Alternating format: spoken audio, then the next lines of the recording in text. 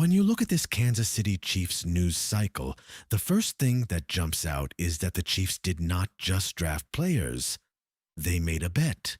That's the whole story here. Not a flashy one-night fix-it move. Not some fantasy football kind of splash where everybody pats themselves on the back and calls it a masterpiece. This is a strategic risk, and Chiefs fans need to understand exactly what kind of risk it is before pretending this thing is either a disaster or a home run. Because the truth sits right in the middle. The Chiefs added real talent, but they also leaned hard into the idea that development is going to do a lot of the heavy lifting in 2026. And that matters, because this wasn't just about grabbing bodies. This was about asking a simple question. Can this draft class give you enough starters, enough early contributors, and enough upside to keep Kansas City competitive when the league starts tightening the screws? That's the entire Chiefs News Today conversation. Right there. The answer from the film side is pretty clear. You've got two names that should hit the field early and matter right away. Mansour Delane and Peter Woods. That part is the easy stuff. If you're drafting a corner that high, you're not bringing him in to hold a clipboard and watch the first month of the season go by like he's on a field trip. You want him playing. You need him playing. And from the sound of it, the Chiefs know that too. Delane feels like one of those picks that can shape the tone of the defense fast. That's the kind of move that tells you Kansas City wasn't just trying to patch holes. They were trying to add a guy who can become part of the identity.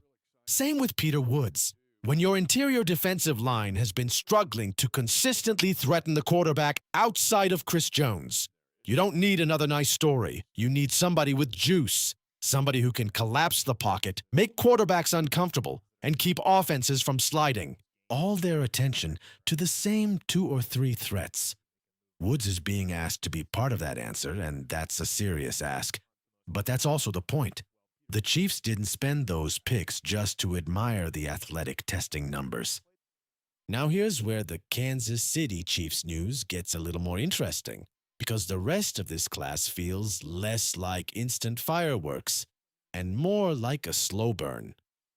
You've got guys who could come on later in the season, and that's important.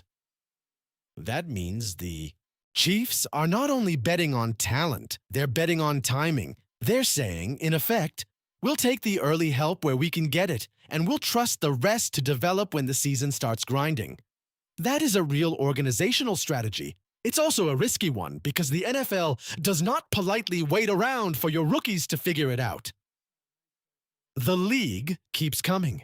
That's why this draft class feels so loaded with tension. If a guy like Arm Mason Thomas starts flashing by October, that helps. If Josh Kennedy can push into a meaningful role later in the year, that helps. If some of the younger offensive pieces like Emmett or Cyrus Allen can catch fire down the stretch, that helps too. But notice what's happening there. You are stacking a lot of if on top of if, and that's always the danger with a roster that's trying to stay elite while also threading the needle financially. The Chiefs are not operating with endless cap freedom. They are operating like a team that has to be smarter, sharper, and a little more patient than everybody else. And that patience is what makes this whole thing tricky. On paper, it's easy to say, they got 2 likely starters and a few developmental guys, so relax. But Chiefs fans know better than that. You know the difference between getting a player and getting a solution. Those are not the same thing. Delane may be an answer at corner. Woods may become a major piece inside. But if you're asking whether this class alone solves the bigger roster issues, that's where the debate really starts. Kansas City drafted with a plan, sure, but the real question is whether that plan has enough immediate weight behind it to hold up once the season starts hitting those ugly, physical, high-stakes moments. And that's what makes this one of those Chiefs News Today stories that's worth paying attention to instead of just nodding along. The Chiefs didn't play it safe. They played it smart in some areas, aggressive in others, and borderline stubborn in a few spots. The next part is figuring out whether that balance was good enough, or whether Kansas City left itself one critical piece short of a roster that can truly keep pace in 2026. Now let's get to the part of this Kansas City Chiefs news conversation that really starts tapping the glass.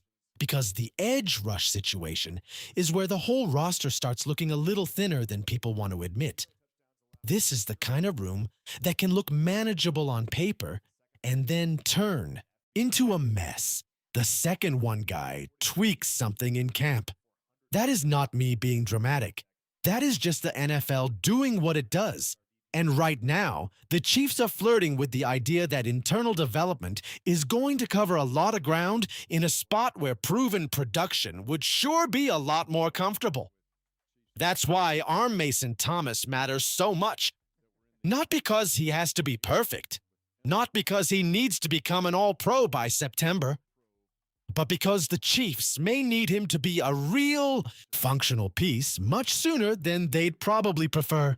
And that's where this gets spicy. If you're watching Chiefs news today and asking why the edge room still feels unsettled, that's the answer right there. The roster construction is putting pressure on a rookie to grow up fast.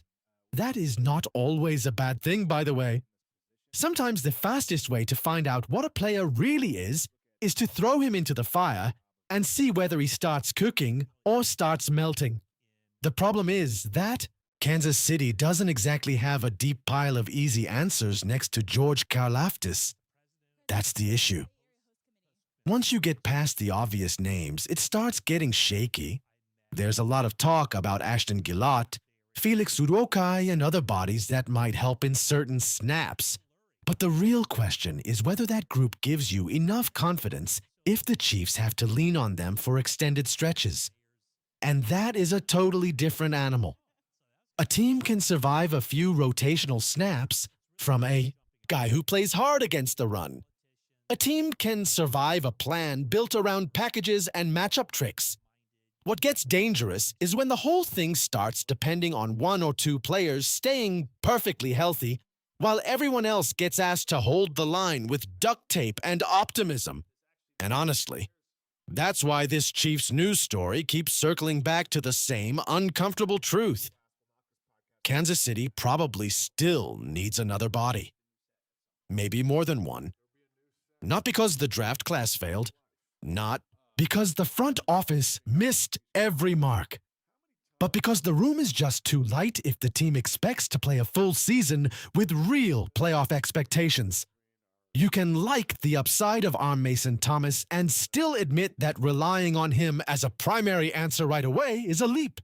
You can trust the coaching staff and still say, hey, this would be a whole lot safer with a veteran in the mix. Both things can be true. In fact, with this roster, both things probably are true. That's where a name like Cameron Jordan starts making sense. It is not about chasing a shiny headline. It is about finding a player who can steady the floor. Somebody who knows how to play NFL football, knows how to survive first and second down, knows how to be useful even when he is not wrecking a game every other series. That kind of addition does not have to be glamorous. It just has to keep the Chiefs from getting forced into a desperate rotation where the defense is one hamstring away from turning into a training camp experiment. And let's be real, Chiefs fans, nobody wants September to feel like a roster emergency. There is also a bigger organizational question hanging over all of this, and it is whether the Chiefs are leaning too hard on development again. That is the real controversy underneath the surface. Not whether the draft picks are talented. They are. Not whether the coaching staff has earned trust. They absolutely have. The issue is whether the front office is betting too much on the idea that the system will manufacture answers out of raw talent before the season starts asking for real results. That's a dangerous game when you're trying to stay in championship form. Development is not a guarantee. It is a hope. A smart hope maybe, but still a hope. And that is where Steve Spagnuolo becomes the safety net everyone keeps pointing to. Fair enough. Spags has earned that respect. He has the track record. He has the ability to make groups of players look smarter, faster, and more disruptive than people expect. He has done that in Kansas City before, and he's a huge reason people still feel comfortable taking a wait-and-see approach. But even that has limits. A great coordinator can maximize what he has. He cannot invent pass rush out of thin air if the bodies are not there. He can disguise, blitz, rotate, and stress an offense in all kinds of clever ways, but he still needs someone who can win one-on-one when it matters. That is why this whole strategic risk feels so tight. The Chiefs are basically saying they trust the system, trust this entire Kansas City Chiefs news discussion. Now here's the part that should really keep every Chiefs fan honest. Roster still feels unfinished. The wide receiver room is still sitting there like a half-solved puzzle. And that's the kind of thing that can come back to bite you when the games get tighter and the margins get thinner. That is why this whole Chiefs News Today discussion cannot stop at the draft class alone. You have to zoom out and look at the full picture, because the biggest concern after the draft might not even be the one people are shouting about the loudest. The Chiefs did not go all in early on a receiver, and that choice matters. Some fans wanted them to move up, attack the board, and lock in a player who could walk in and give the offense another clean, immediate layer. That did not happen. Instead, Kansas City kept leaning on the idea that the room can still grow from the inside. That is where the confidence in Rashee Rice, Xavier Worthy, and the rest of the group comes in. And listen, there is real talent there. When Rice is healthy and locked in, he gives you the kind of toughness and underneath juice that makes defenses miserable. Worthy has flashes that make you sit up and say, yeah, there's something here. But flashes are not the same thing as stability. And stability is what wins in the NFL when the calendar starts turning ugly. That is the uncomfortable part of this Kansas City Chiefs news cycle. The Chiefs are again asking a lot of internal development to carry the day. They are asking the receiver room to take a step. They are asking the edge group to hold together. They are asking the draft class to grow up fast enough that the team does not feel the holes too loudly. And yes, there is a coaching argument for that. Chad Ochocinco, the staff, the offensive design, the defensive system, all of that matters. Great coaching can make a roster look cleaner than it is. But at some point, the players have to be the answer, not just the plan. That is why this draft class feels so important and so risky at the same time.